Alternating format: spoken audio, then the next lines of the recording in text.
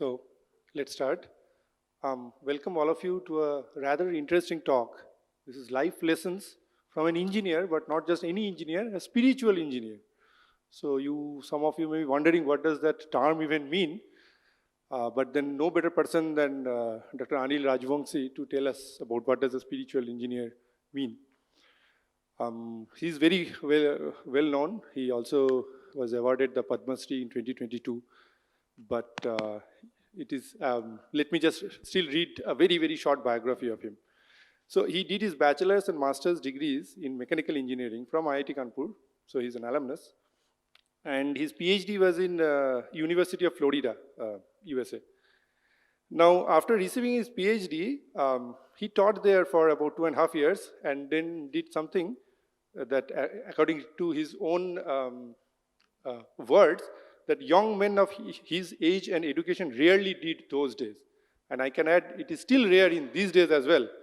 So what he did is he came back to India in 1981 to apply his training for developing rural India. So he established then the energy and sustainable development work at this Nimkar Agricultural Research Institute at Maharashtra, NARI. See, he runs this NGO. And so essentially the work of this NGO is to do research and development in renewable energy, rural and sustainable development. And that is what he is best known for his work. And of course, for this work, he has won several prestigious national and international awards. I've already told you about the Padma Shri Award. He also won the Distinguished Alumnus Award from IIT Kanpur. And in 2014, he became the first Indian to receive the Distinguished Alumnus Award from this University of Florida. Apart from doing his work, he is also a prolific writer. He has his own blog. He writes a lot. And he has a passion for writing articles on the interplay of spirituality and holistic development, and has published more than 200 articles in various newspapers, news lines. This includes Times of India, Huffington Post, Thrive Global, South Asia Minor, etc. So his passion really is to teach youngsters, and therefore he travels all over India and gives inspirational lectures. We are proud, we are glad to see him at IIT Kanpur. Well, he has visited here earlier as well. This is his alumnus, but nevertheless, this is going to be a very interesting talk today. So, Dr. Rajvanshi, please. Thank you.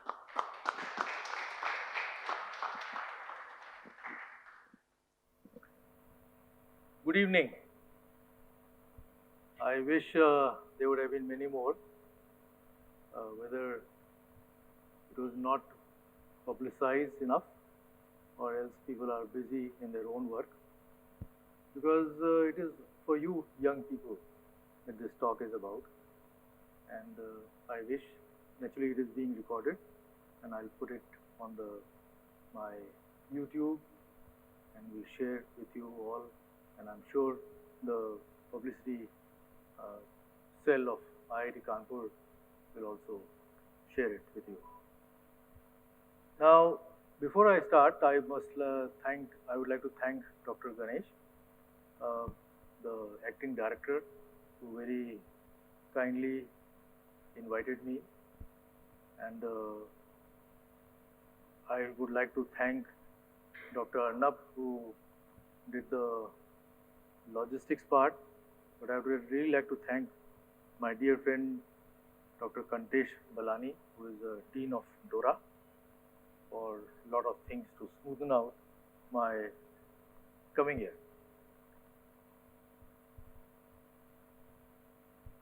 Now, when I thought of talking about this, I just wondered why would you young, first of all, are you MTech, BTech, PhD? Yeah. What, BTech? How many BTech? How many MTech? So BTechs are quite a lot. So why this lecture? Why would anybody be interested in knowing about my life, old fogey? Because I give lectures all over the country, and people always ask me why you did it. And as you will see, this is a very interesting journey, and it is a very different thing. And I thought that since this is my alma mater, I would like to share with the young students why I did that. And I'm not unique. I hope that some of you can be inspired by this journey and do it yourself. You may not follow what I did, but is a philosophy that I'm going to talk about is what you should be looking at. And whatever you do, you use that philosophy that I have done in my life. And that is probably the essence of my talk. So wanted to share my story and journey for its uniqueness and to inspire youngsters like you. You can help make this country great and be attached to the story of India. One of the reasons why I came back from United States in '81 when the whole India was going to United States, I was a rising star on a track towards getting the tenured faculty position, and so many places I was offered positions. There was a janoon, there was a passion, there was a madness. Let me go back to India and see what I can do with my knowledge that I had gained. And it was a very different thing because all my classmates, in fact, most of the Silicon Valley is owned by or they are big honchos in Silicon Valley are my classmates. One of them is Narayan Murthy, naturally he's here. So these are the things, all these people I went and talked. I said, chalo, I'm going. They all wanted to also come back, but then the wives said, we will not get this, we will not get that. And so the whole thing was the quality of life that they were talking about was not suitable to them at the time. Now, what is this story of India? Can anybody define what is the story of India? Yeah.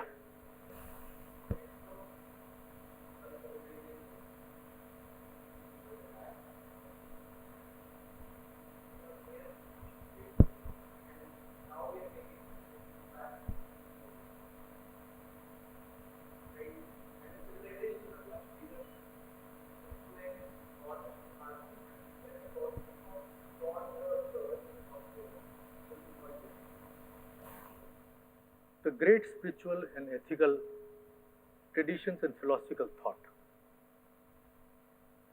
that India has given to the world from time to time. That is the essence.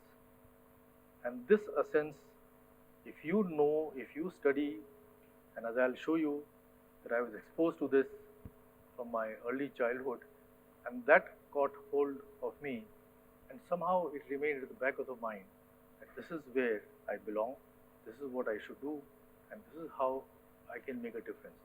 But I was very fool because India is a very ancient society and you cannot change the society. Even great people like Gandhi and others could not do. But you had this arrogance, and that arrogance is what brought me back. So if you get inspired, then follow the philosophy behind this journey and chart your own course.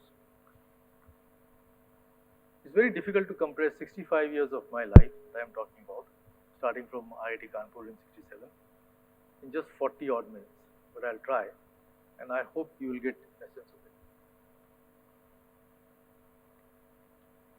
When all of us help to improve the lives of rural population through technology, and that is the key word, through technology, not by anything else, but through technology, then this country can become great and in the process show the world a new paradigm of development, because development can take place through the technology, and there are a large number of developing countries in the world who can learn from our example. And we are, we call ourselves, or we are trying to become Vishwaguru, but Vishwaguru can only happen when young, bright students like you help in this development process. If you run away from this country, then nobody will help this country. And most of you would like to go abroad. In fact, today the young students are going everywhere except here, whether it is Australia, Canada, here, there. And this is a sad part, because if you will not make this country great, nobody will do. And it is your duty and your, basically responsibility to do that. My early life, I was born and raised in Lucknow in 1950s. went to a very famous school called St. Francis. How many of you have heard about St. Francis? St. Francis School is a very well-known school in Lucknow. Huh? No, it's in Lucknow. And there used to be two major schools, Lucknow, St. Francis and La Martiniere. And St. Francis was better because maximum number of students from St. Francis got into IIT Kanpur. And so we all of us applied. And in fact, in my batch, around 7 of us got into IIT Kanpur in those times, 9 of us in those times. Was exposed to the spiritual and intellectual traditions of India, influence of my father, who went to jail with Gandhiji in 42 movement. And that is what made him give me a lot of books on the old traditions of India, the great tales, Gandhiji's autobiography, etc. You know, why I'm telling you all this is that what are the influences? And those influences are the most important thing, because whatever you are is by the age of 16, your personality is made. And that age of 16, when you enter into IIT Kanpur, if you are not exposed to this, if you are not learned, it's not that it is finished, but there is a mechanism by which you can really go into these things and understand and learn these things. Read extensively books on Gandhiji's autobiography, Indian classics, Panchtantra, Patanjali Yoga. There was an excellent library in Lucknow, and I used to go and visit that library and take all these books. And there was a great desire to just learn. There was a great desire to read, be a part of what happened, understand the history of India. And I think that is what is missing. How many of you have read Panchtantra? Original? Huh? Very good. Very few. You are a professor. I'm talking about the students. Because, it's amazing how some of these very ancient books have a tremendous value in the present world. And that is what I'm going to discuss, that whatever I did will have implications in the present world, in the present circumstances. And that is what you should be looking at. Helped me on the path of spirituality. Started meditating, did a lot of learning, help in concentration, and helped me get attached to the story of India. I guess it became very much inspired by what Gandhiji did, how we got independence. So many, in our history book, in St. Francis, we had this history of the independence movement. It was really inspiring. And this is what really got into my mind. And when I went to United States, and even after I had a very good career, this thought always was there, that I am a part of that society, and I should go back and try to help. You should read my book. I have written a book on this. This is early life, and you may get inspired by that. I always wanted to be an engineer. When I was small, I used to take things apart. I was very fascinated by steam engines, so I always wanted to be an engineer. When you want to be an engineer, then the only thing was to go into some of the best schools, and IIT Kanpur was at that time #1 institute of India. And so the idea was to appear for the JEE and get into IIT. My JEE was 29. I studied very hard. There was no, in those times, coaching classes. There was one coaching class in Delhi. My parents could not afford. So my friends would go there, and they would come and back and tell me how great that coaching class was. So I used to get very upset, so I would study even further. And the books that were being taught in IIT Kanpur, I would take it from the library and read them. And that is what, in fact, I taught from Lucknow. And that was the reason why one could do things. So you don't have to do all these things.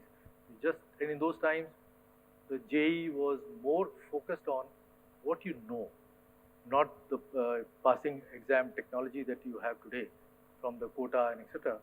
And that was a very interesting thing. I have very happy memories of my IITK days. In fact, I have written a very, very big blog. It is very famous. A lot of IITians all over the world read it, and I would suggest that you should read it. IIT Kanpur at the time was an institute in making. There were only few buildings here. It was very dry, very hot, but there was very interesting times. There was no internet, etc. And we used to have a huge bull sessions discussing about everything in the world, and especially about where the country is going, the involvement of America in Vietnam, all sort of things. But very, very, 16, 17, 18-year-old kids, how much they know. But this great discussion, this great intellectual. Today, I believe that the most of the students are sitting in their rooms and on the net and etc. Have a discussion, have an interaction, and the interaction and discussion helps tremendously in making the brain better and also in socializing. The suicides happen because you don't socialize. In our times, just when I was passing out in '74, there was one suicide, the first suicide. But otherwise, the exams were tough as they are right now. In fact, even more tougher because there was nothing else. But the main thing was this interaction. So whatever I am today is because of IIT education. I really feel that. I was very much involved in not only my studies but in also the humanities. I took 9 courses. In fact, that is something which is, I think, missing in present IIT system, that the number of humanities courses have been reduced. I used to ace all of them, and humanities is what gives you a well-rounded personality. And that is what, and even if you are not taught, if there are no courses, go and attend the courses, take audits, read. IIT Kanpur still has a very good library. The main thing is that you have to absorb. Nobody is going to come and open your mouth and give the information. You have to absorb. And IIT Kanpur is a great institution. There are so many things. I'm very much sure that none of you have ever gone and visited the labs, know what is happening in this institute. How many of you have gone really and visited all the labs? You don't even know where the labs exist, because you're all the time sitting there and doing your SMS and on the your media, whatever it is. So you go and see and you will learn, and that expansion of the brain is what will make you a better person, not by sitting and sending SMS and WhatsApp and etc. That is a totally waste of time. So it's a great institution. Please soak up the knowledge while you are here. Read extensively, especially the classic literature. It will help you become a well-rounded personality. I'm just telling you this because this is what I got from this institute. This is what the forces which made me what I am today. And these forces, I think, were there on others also. And I must tell you that during our time in all IITs, there were a lot of people who became leaders. And those leadership came because of this interaction, this other things besides your studies. Wherever you will go, you will study, you will learn, etc. But it is this ethics, this desire to work is what is the most important thing. And if you are unethical, then you will not be able to achieve anything, because you will be screwing yourself first and then others. What you need is to have an ethics and a good attitude and aptitude for working responsibility. From here, in those times, everybody used to go to United States. I also went to United States, got a Government of India scholarship. These were very prestigious fellowships. 50 were given every year, where everything was taken care of, the air passage, the books, all the fees, and these were very handsome fellowships. And I was one of the very, very few actually who got this fellowship who came back. Most of the Indians got this fellowship. They repaid. This was, people could repay because the dollar and rupee parity, and they felt very happy because their conscience was clear, which was not the correct thing, because Government of India gave you money to go and study and come back and use it. And I went to do PhD under a very famous man called Eric Farber. He was the Dada of energy. In fact, besides his solar energy work, he also got the highest award from NASA for the Saturn V rocket, liquid propellant rocket. He had a major part to play. And because of that, I had a great satisfaction of meeting the father of modern rocket, von Braun. You must have heard about von Braun. I met him. He was the one who designed the rocket for Hitler. And so, great intellectual atmosphere in the universities in those times, and I imbibed all that. Tremendous desire to gain knowledge. I had a lot of eclectic interests. Besides my mechanical engineering, I took courses in psychology, physics. One of the beauty of the Government of India's fellowship was I could take as many courses as possible.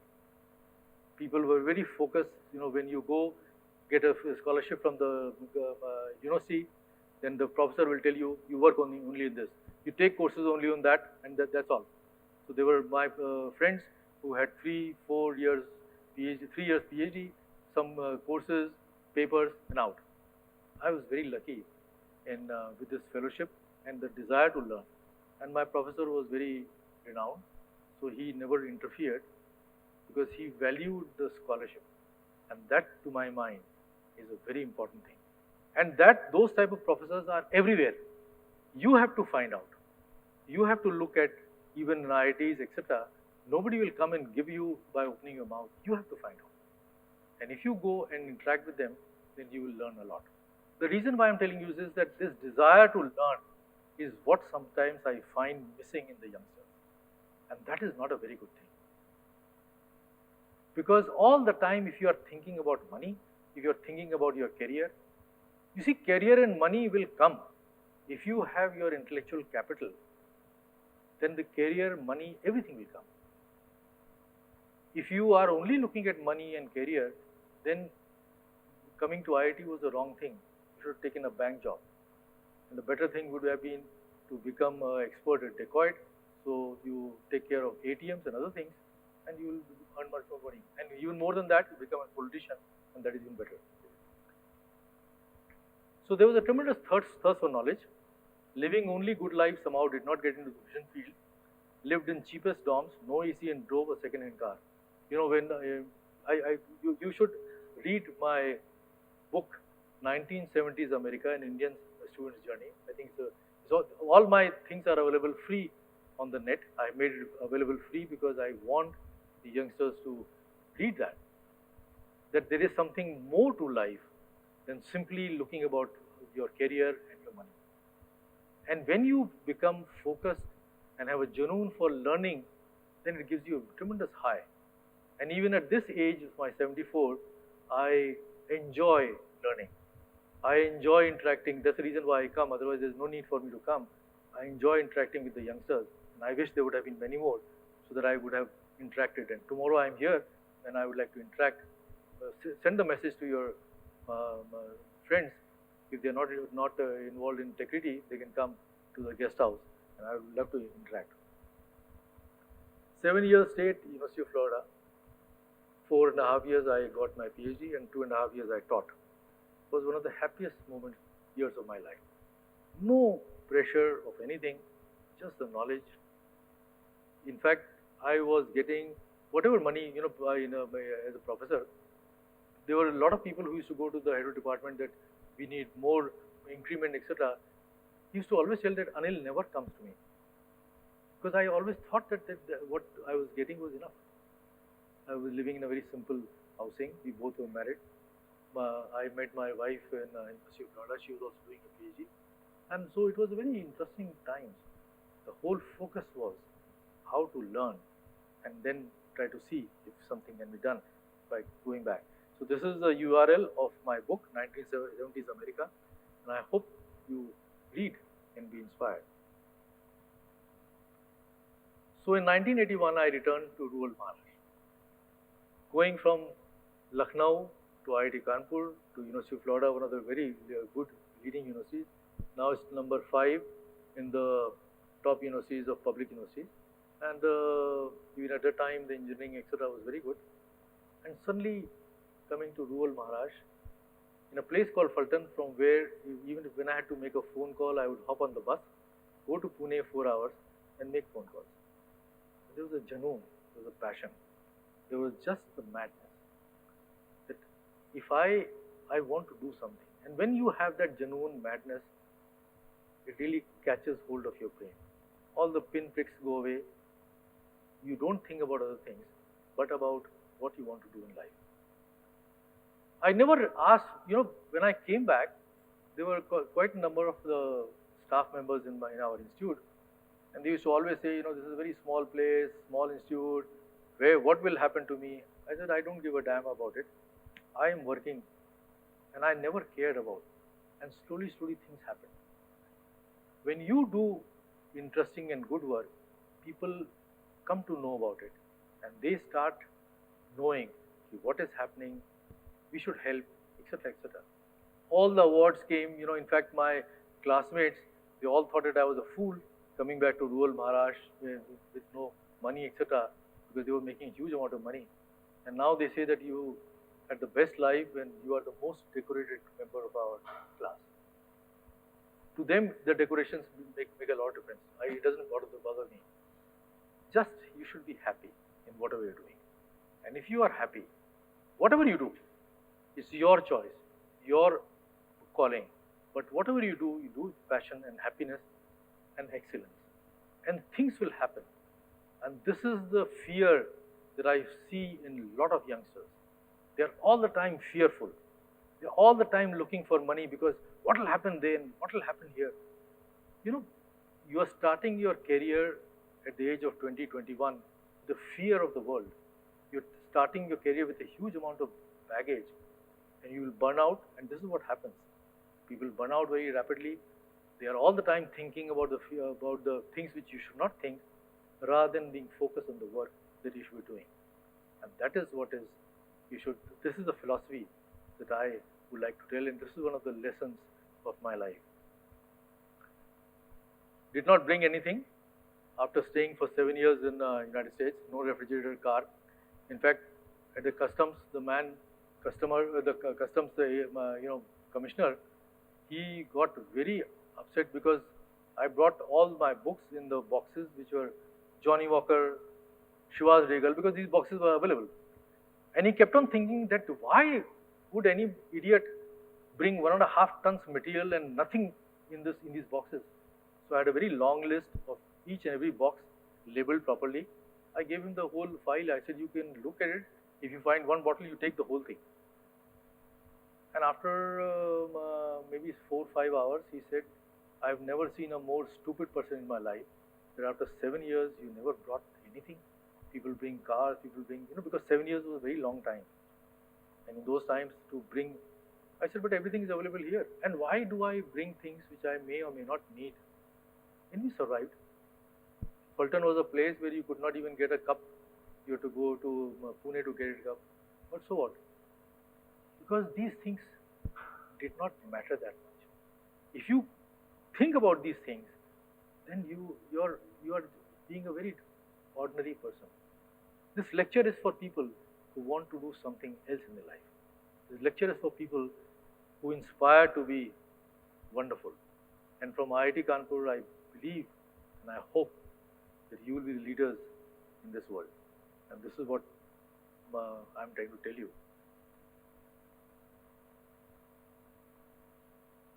I had many jobs offers and prestigious institutions both in US and India. Bell Labs, you must have heard about Bell Labs. Bell Labs offered me because one of my professor's former student was a big honcho in Bell Labs. He said, immediately, here is a job. Then SERI, Solar Energy Research Institute, was just starting. And the deputy director got very fond of me. He even showed me the parking spot. He says, this is the parking spot. But there was just Janoon. I told him, I said, I'm going back. He says, why are you going back? You are you've done work with one of the leaders of solar energy, and you should be working here. I said, no, I'm going back. Then green card, I was offered in 1 second because Jimmy Carter's National Security Council person was a leader. He was the one who was looking after our program. He came and sat for 4 hours in my office. He says, you're committing a harakari, we're going back. He says, green card is here. I'll just phone up and you'll get a green card. I said, I don't need a green card. He says, I'll do a fast thing in the citizenship. So I said, I don't need that. So the university, because I was in the faculty, the university sent me to the immigration office. This is a strange man. We are trying to get him a green card he does not want. So I finally told them, I said, you just give me what is the best visa and no green card. That was just my madness. Because I felt that if I get a green card or this, I'll then remain in America. I always wanted that I should not be attached. This was my madness. Then in India, I was a full professor. I was given a full faculty position in IIT Bombay. I didn't want to be in IITs because I had seen the system in IITs. I said, I'll do my work. Then Darbari Seth. How many of you have heard about Darbari Seth? Huh? Darbari Seth, G.R.D. Tata, Lucy Modi, they were the biggest honchos of Tatas. In fact, all Tatas was run by some of these people. So Darbari Seth got a tremendous liking for me. He invited me.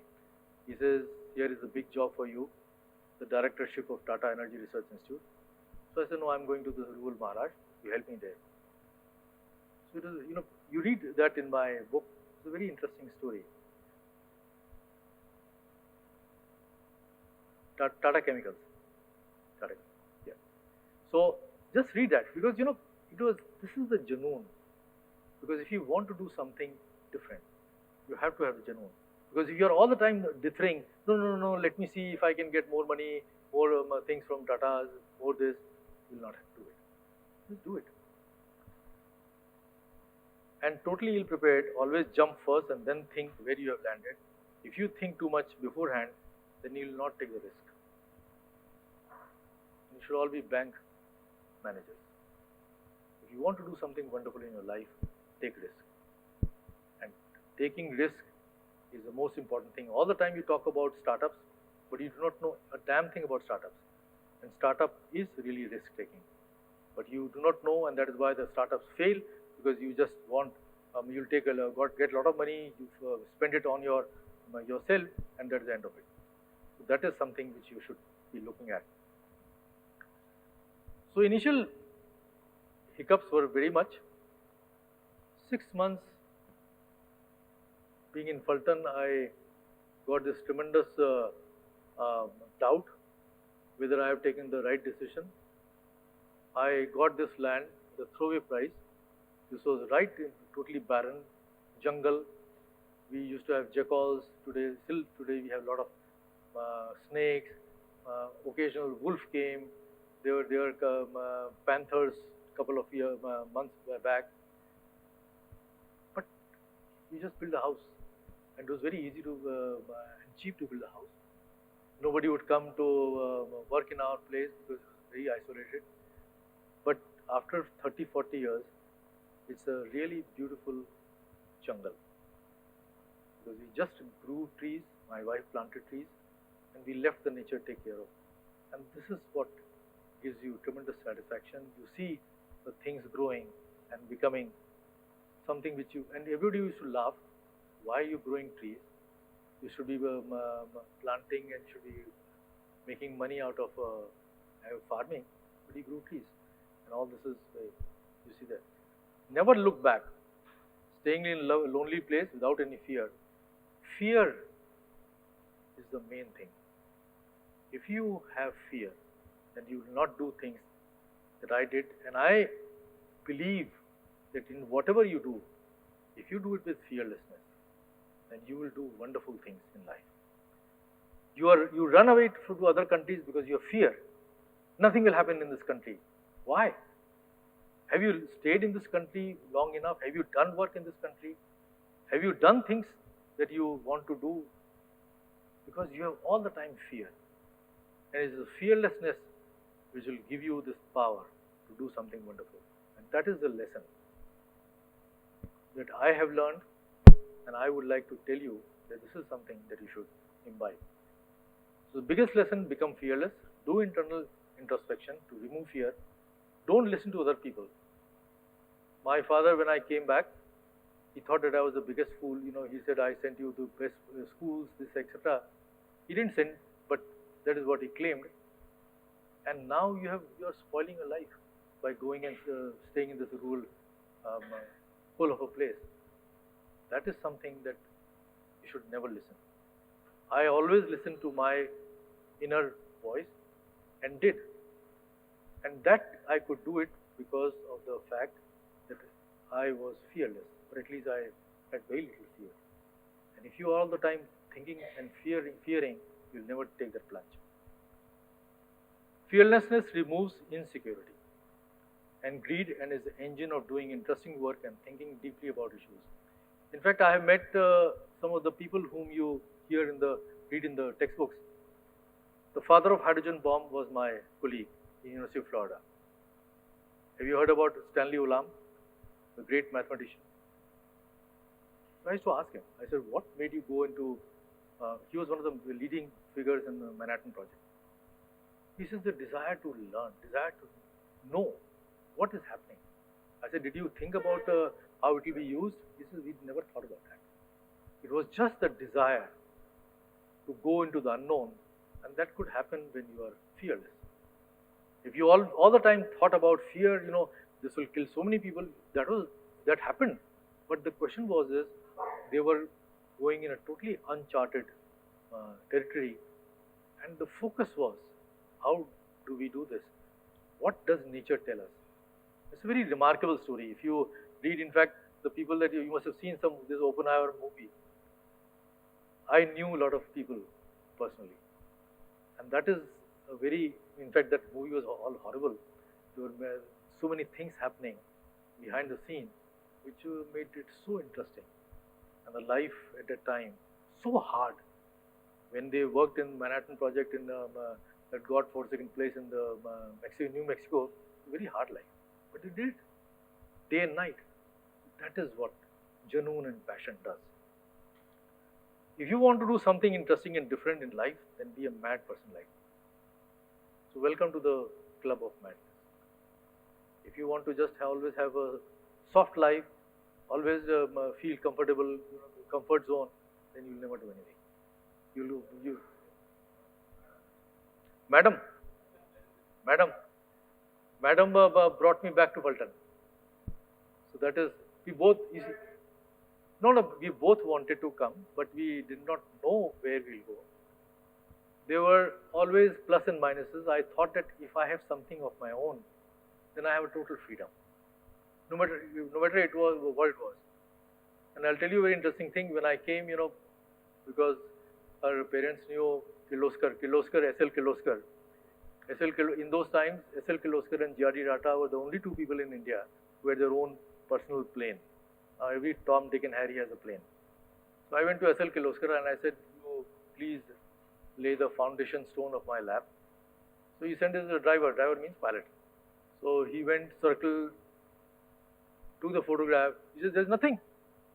So I said, "That is exactly what I want you to come and lay the foundation stone." And he was very unhappy. He says, "You join my organization. A person like you should be doing something." I said, "No." This is the things that went. It's a very interesting thing. If you read my life, 1970s America, you read all that. We did a lot of very interesting work. And some of you may have known about the e-rickshaws. It came from us. The whole biomass program of India came from us. I'm just telling you that in a very small, with very little resources, you can do wonderful things if you put your mind, focus, and have a genuine. And in a place like that, where you did not even think about setting up plants and etc., we set it up. And there was a deputy director of NCL. He says, "What you have done in 7 months, I could not do in 7 years in NCL."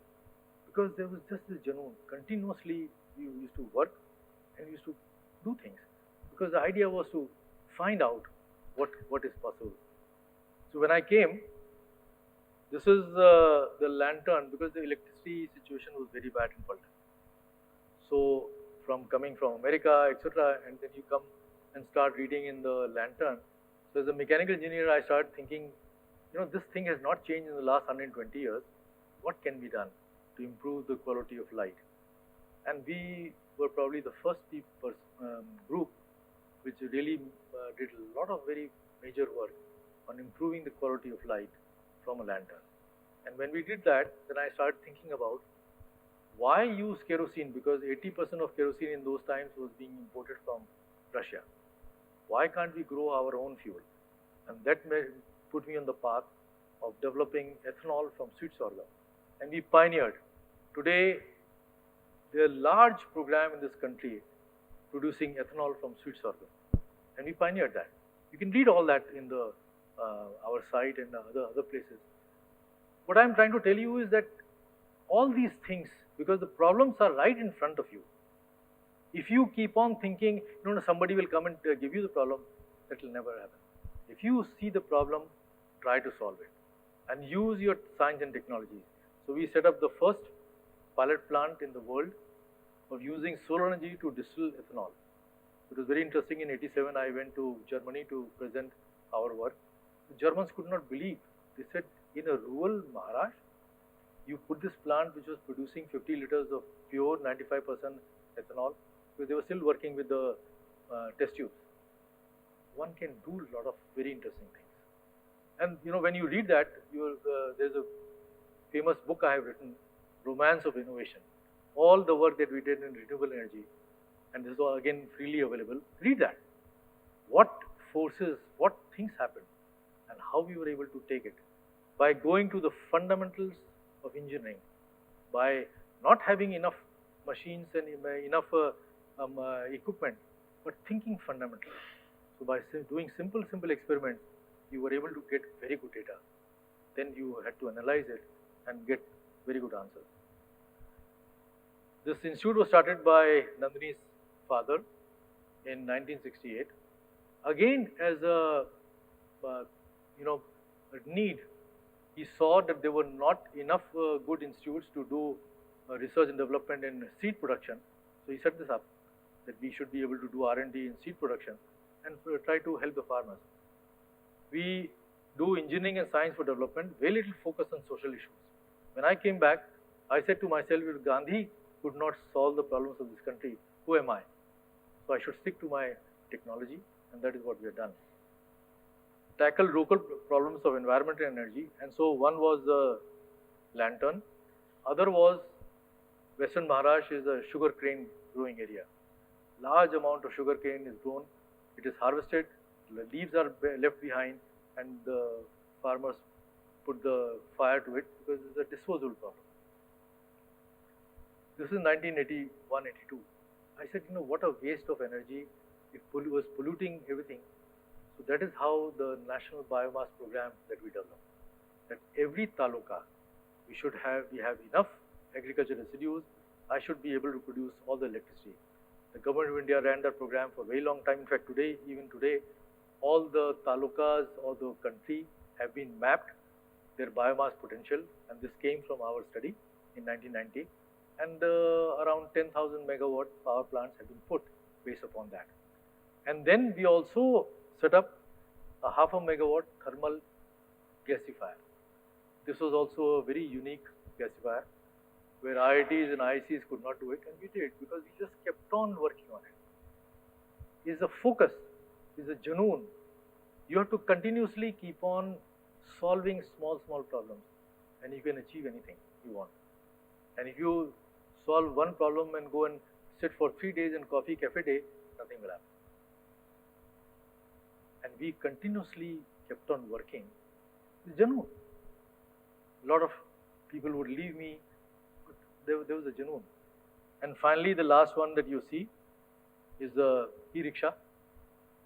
1995, when I started this, nobody in the world knew about e-rickshaws. I'm a mechanical engineer, but I come from Lucknow, and I said we need to have something by which I can reduce the drudgery of the rickshaw pullers. And we embarked on this program, and we developed the e-rickshaws. The first e-rickshaw in the country or in probably anywhere, and then it was copied and etc. So these are the things, small things, which one can do if you put your mind and your spirituality work helped me in retaining sanity. All these genuine or passion was the driving force. If things were not working, I would go back to my spirituality, read, write, and I write a lot of it. So some impact of our work, 10,000 megawatt biomass-based power plants, set up in India, biomass resource mapping for taluka, pioneered the use of sweet sorghum for ethanol and syrup production in India. Many organizations in India are doing it. pioneered the use of ethanol as a household cooking and lighting fuel. We were the first people to do that. We developed lanterns, we developed stoves, but Government of India does not allow you to do that because we have very stringent excise laws. So now it is being taken up in dozen countries in Latin America and in Africa. In fact, 7-8 years ago, there was a very major conference in Delhi, cooking energy, and there was a whole section on ethanol cooking lighting. And I didn't present anything, and I was very surprised when the delegate said, "Here is the father of the ethanol cooking." So obviously, slowly people understand and know what is possible. E-rickshaws concept came from an NARI in 1990s. Then the most interesting thing is this. When we were working with these very unelectrified, very rural, very poor people, not only were we trying to help them in the cooking and lighting, but we started also talking about what you do, what you eat, etc. And I found out that they were eating so poorly, so they were spending a lot of time in medicines. For a poor and a hungry person, the best medicine is good food. It is not medicines. So we suggested that there should be rural restaurants where these poor people should go, show their card, and a subsidized thali will be made available. I was invited by the Gates Foundation in 2012. I presented this work, and after 6 months, and there was a whole delegation from Tamil Nadu, after 6 months, the Amma's kitchen started. Naturally, these people went and told Amma, this is our idea. And from there, the Shiv Bhojan came. And the interesting part is, even today, the thali is 10 rupees only. And this is what we had shown in our 2012 paper. So, you never know how these ideas can go to what places. The only thing is that this is being for rural poor in urban areas. My idea was to have this in the rural areas, but it will come. All India release of 7 safflower varieties. You know safflower oil? That comes from our variety. And so we developed a lot of varieties. Then 3 sweet sorghum hybrids. In fact, today we are producing syrup. Nobody else in the country produces. And there is a good demand for pharmaceutical and food industry. And so they are taking it. You know, these things take a long time. And unless until you have a Junoon, you will just do things like a lot of people do. Project is finished, you write a report and that's the end of it. We never do that. If we take a project, it continues and we try to finish it as much as possible. In the rickshaw, I never got a single penny from any. After we developed the rickshaw, then I asked for the government to give small grant so that we can expand on this. And when you have that process where you don't take too much money, but you are interested in developing something, then there's a different mindset as compared to when you have a lot of money and you think that you can do something. Then nothing happens, you write reports and that's the end of it. And that is what I hope you learn, that you need to do something to earn. And the most important thing is the frugal innovations. In less than 15 crores, since 1981, all the work that we have done. Can you believe how 1980, just in 15 crores is peanuts. We did all this work because we didn't have too many big programs, small programs, small people, but a Junoon. We kept on doing things. You do not require too much money to do great research. What you require is a thinking and a focus. And these are a lot of awards. Oops. And we are the only NGO with 2 Padma Shris. That's a very rare in India. In fact, the only NGO, 2 Padma Shris, and both in science and engineering. And that came on its own. So this is something that can happen if you do interesting work. This is my book, The Romance of Innovation. I would urge you to read it. The book details all the work we did in renewable energy.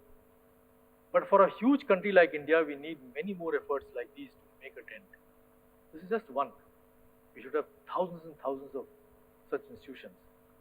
And we need excellent scientists, engineers for improving the life of rural population. And think about the country. There's more to life than simply making money. Happiness and satisfaction are the most important goals, so this is the most important goal. And I would like to get some IITians for internship and engineers. It's a hard work, but it will be very interesting. I'm not asking you to spend the rest of your life like I did. If you can do that, that is even better. But it will be a wonderful thing to do. I also write a lot on spirituality. These are my books. And my unique thing is, as an engineer, I have always looked at these things also from engineering point of view. So what is the difference? So I developed this idea of spirituality and technology. Now a lot of these pedawalas type, they all talk about spirituality and technology, but I've been writing about this for the last 22 years. More than 200 articles, books. And I believe that the mantra and the new paradigm of development for India should be spirituality plus technology is equal to happiness and sustainability. We need to use high technology, but it should be tempered by spirituality, because spirituality gives you puts an upper limit on your greed. It's a greed which drives people crazy. And if you have a limit on your greed, then you can use your technology very efficiently. My articles have appeared in Times of India, Huffington Post, everything, And write extensively, reasonably good time management. People tell me how you can do that. All of us have enough time if we want to do something. Otherwise, you'll just be doing your SMS and nothing. On a piece of paper, write for 15, 20 days, 1 month, what you do from morning till evening. And you'll be amazed how much time you unnecessarily spend. I'm not telling you that you should not do that. Probably you get satisfaction. But I do not know whether it is really a great satisfaction or happiness. I get tremendous happiness when I think, contemplate and write. Because new things come out. Even today, I am writing about a very deep process. People talk about evolution of life. After all, Darwin gave this big thing of evolution. Everybody talks about evolution. But nobody talks about why life in the first place. Why life came? Was it necessary? And so this is a very deep subject. And this is what I am now focusing on. How the complexity in the space-time continuum, how it started, how it helped. And was this an outcome, an automatic outcome of this complexity? This is a very interesting thing. Everybody talks about evolution, but why life? So these are the things which gives you a tremendous satisfaction. At least it gives me a tremendous satisfaction. And one should be all the time. So what are the driving forces? Happiness. That is the first driving force. Whatever you do, you should do it for happiness. And if you are happy, no matter what you do, it's up to you. Then you will live a very decent, holistic and fulfilling life. Spirituality is nothing else but looking deeper into any problem. There is no numbo jumbo, there is no religion to it. Spirituality is just the way the mind works when you look very deeper into anything. In fact, all the great scientists, all the people who have gone for the truth, they were all spiritual people. Einstein, Fermi, everybody. They may not talk openly about it, but they're all spiritual people because they looked deeper into everything. That is what you should do, and that is what I have done all my life. Powerful mind also helps you get Junoon. Solution of problems become only the focus. Spirituality and Junoon gives you internal security, removes fear and reduces greed. And working ethically and giving back to society brings happiness. You can sleep nicely at night. All the time you will think and will not have a very good sleep, because if you have screwed somebody and did all sort of gundagardi, give 1 or 2% of your time for society. There's hardly any time, but just 1 or 2% every day will just add up. And you'll be surprised and amazed and what you can do. And working ethically and giving, so that is the nation building. We'll be delighted to get good few people to run our NGO. So what are the life lessons learned? Create a powerful mind through meditation and spirituality. Helps in developing Jarun, as we talked about. With thinking about higher things, money becomes secondary. Money never, I just look at my own life. There were problems, there were all the time, when I look back now, how when I came back, we both used to go on bicycle. Everybody in our town used to laugh. These guys have come from America and they still are driving bicycle, punctures and etc. But somehow, just we never thought, what have we done? Why we are going in this manner? The focus was going to the institute. The focus was going and doing work. The focus was not this passage or path. The focus is the ultimate goal, then you will not go wrong. Never pull others down. This is another lesson. Nature never pulls things down. It branches. It makes the other branch irrelevant. And that is a higher level of development. So if you want to show somebody down, become better than person. And that is the most important thing you should do. Because if you start pulling people down, you get their baggage, you produce your own baggage, and you will never do anything worthwhile in life. So many times when the chips are down, some good things have happened. I cannot explain that, but this has always been in my life. Whenever things look a little bleak, something happens. When the niyat intention is good and you do the work sincerely and with clear conscience, things happen in your favor. This is the law of nature. I think this is the law of nature. How? Because opportunities are identified and seized because of the powerful brain. Same opportunities and things may be available to others, but because of your powerful brain, you will seize them. You will find out. And this is why you can take them.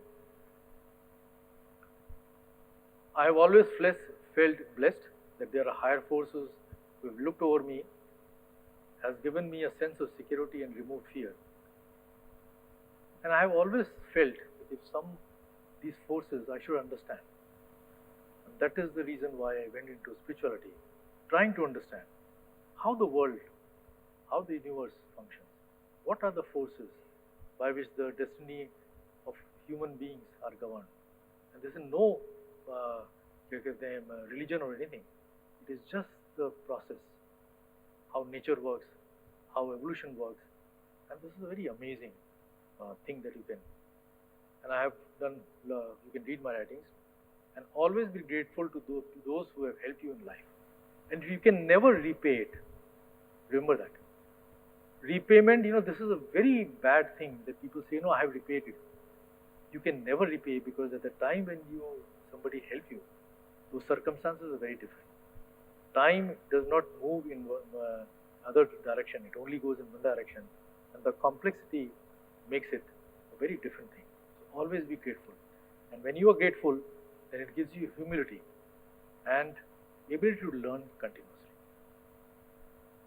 And continuous learning and curiosity in any field creates conditions by which flow of life becomes smooth, happy and purposeful and helps in the evolutionary process of the personal kind and the other kind.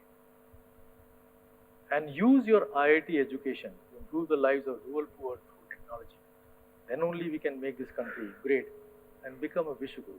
We talk about Vishwaguru, but Vishwaguru is not something in the air. Vishwaguru is something that you can make it happen by doing good work for helping the downtrodden. And thank you very much.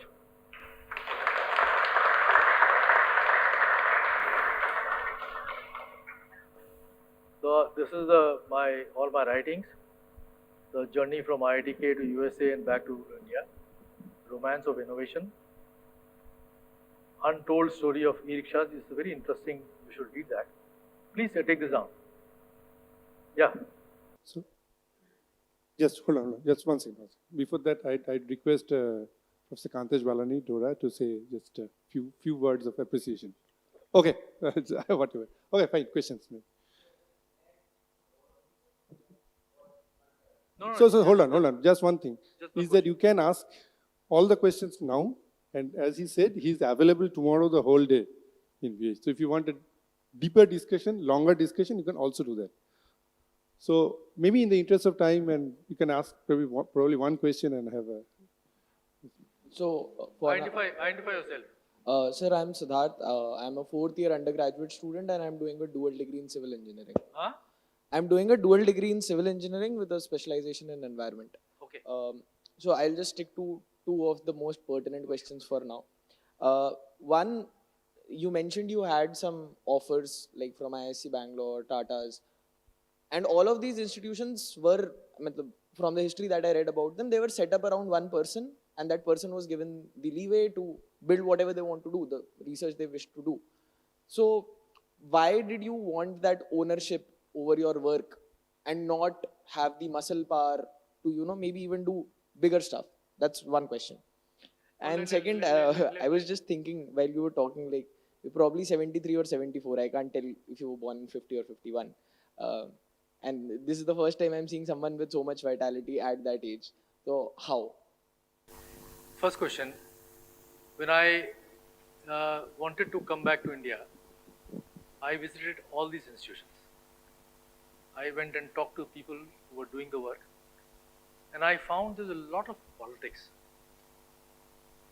because of my connections, of my knowledge, and etc. And I felt that if I want to play that game, and that remains in all institutions, then you have to do a lot of that work and not be focused on the work that you're doing. And we can discuss at length because I don't think in the open forum I would like to name. The second question, the vitality. A lot of people have told me that.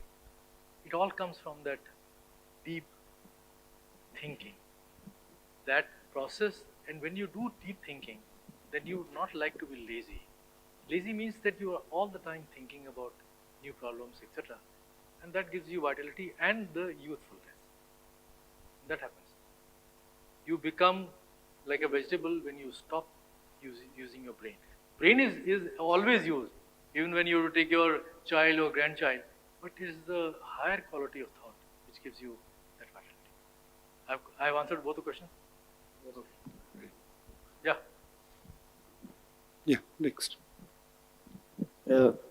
First of all, sir, welcome to the campus, and it was a pleasure hearing you. You spoke and encapsulated your journey. It is like, I remember Rabindranath Tagore's, famous poem where the mind is without fear and the head is held high. So I can completely resonate that.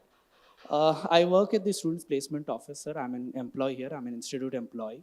And what I have been able to reckon is that you are trying to have interns and full-time, part-time and full-time opportunities.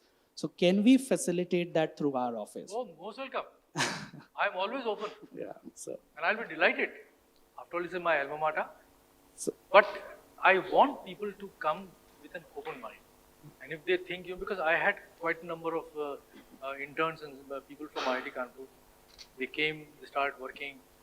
But for example, one person, intern, so morning till evening, his mother would call 5 times.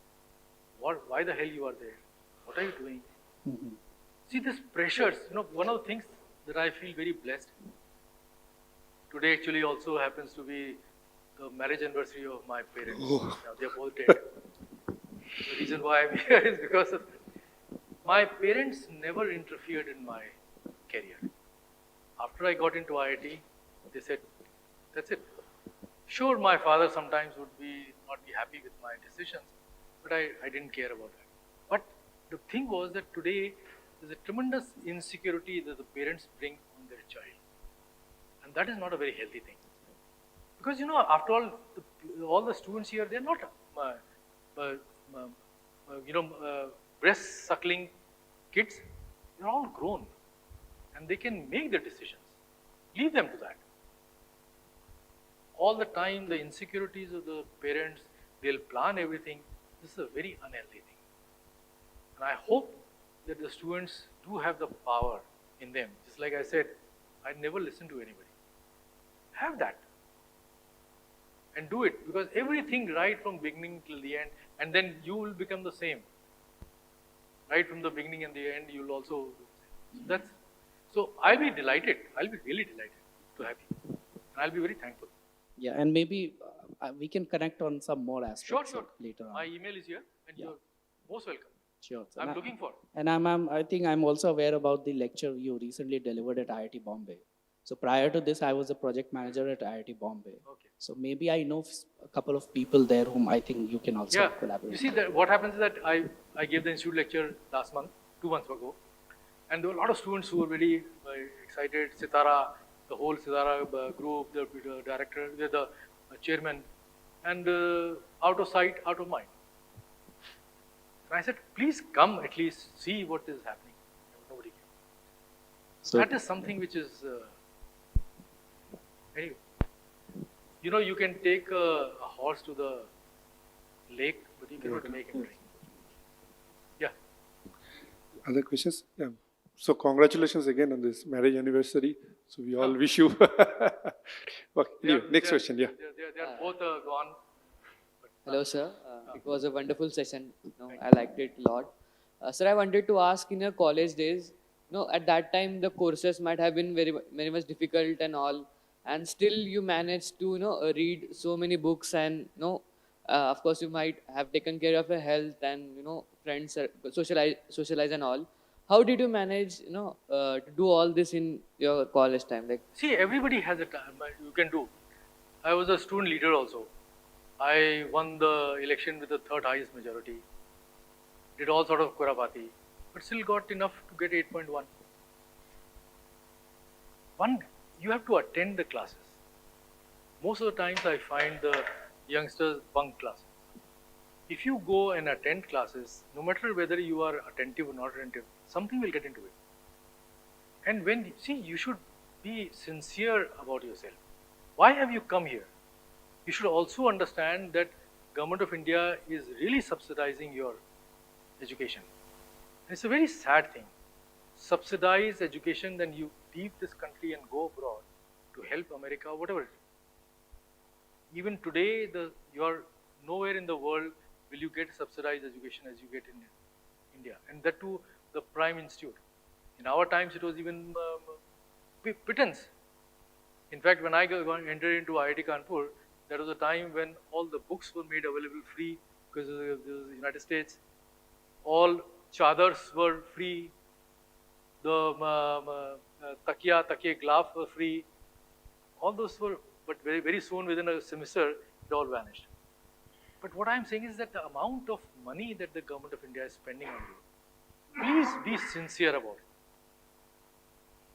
So one can really do a lot of things at the same time, in the sense that if you are interested in improving your mind, and when you do that, then anything that you read or do comes with a greater intensity and concentration.